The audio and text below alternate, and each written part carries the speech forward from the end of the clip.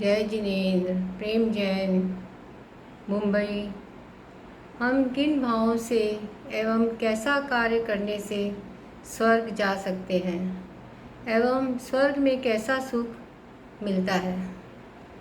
तो व्रतों के द्वारा देव पद को पाकर स्वर्ग में जाना श्रेष्ठ है। अहिंसा, अनुव्रत और महाव्रतों के द्वारा शुभ कर्मों का उदय होता है और हमारे भाव श्रेष्ठ हो जाते हैं। उसके द्वारा हम स्वर्ग में जा सकते हैं। हमारे भाव निर्मल और शुद्ध हो जाते हैं और जो हमें स्वर्ग की तरफ ले जाने का मार्ग दिखलाते हैं। इस प्रकार व्रतों का पालन करने से हमारे भाव जो है वो श्रेष्ठ हो जाते हैं और हम एक निर्मल भाव को महसूस करते हैं और हमारी आत्मा को बहुत शांति मिलती है।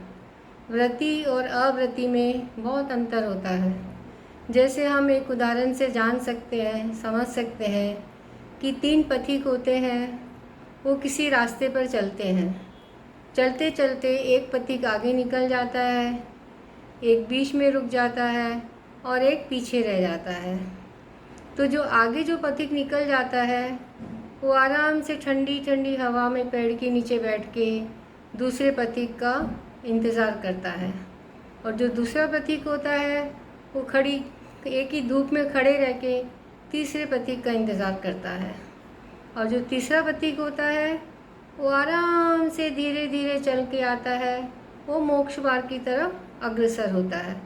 तो यहाँ पे हम कह सकते हैं कि पहला और जो तीसरा व्यक्ति होता है वो आराम से व्रती के रूप में आराम से धीरे धीरे स्वर्ग की तरफ बढ़ रहा है।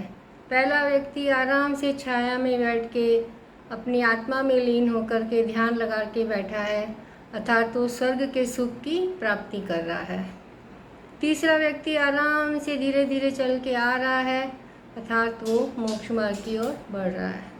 और जो बीच वाला व्यक्ति है वो संसारी रूप के मोह माया जाल में फंसा हुआ है और कष्टों को भोग रहा है। इस प्रकार यहाँ पे हम इस उदाहरण से ये समझ सकते हैं कि व्रती और अव्रती में अंतर होता है, अर्थात हमें व्रतों का पालन करना चाहिए और मोक्ष मार्ग की तरफ बढ़ना चाहिए।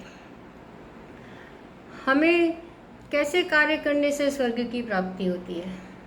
तो संसारी प्राणी जब अपने भावों को शुद्ध रखता है और सम्यक दर्शन, सम्यक ज्ञान और सम्यक चारित्र द्वारा समस्त कर्म जाल को नष्ट कर देता है, तो उस कर्म जाल के नष्ट होने से जब वो जन्म मरण से दूर हो सकता है, तो उन भावों से स्वर्ग की संपदा दूर नहीं हो सकती है।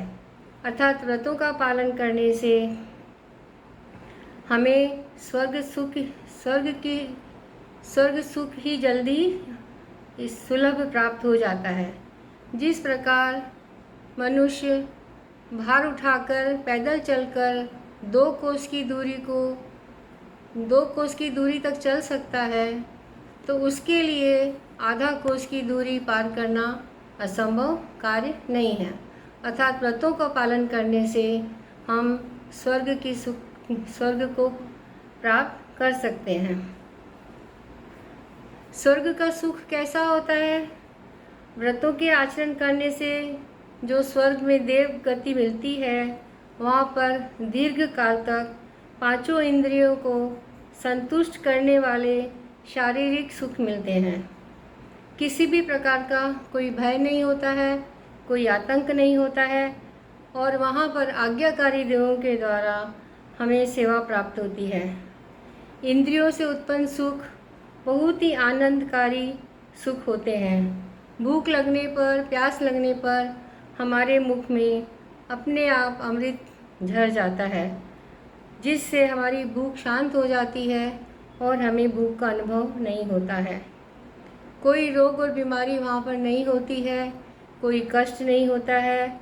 वह सुख स्वर्ग के सुख देवों के समान होता है। स्वर्ग के देवों के समान वो सुख हमें प्राप्त होता है।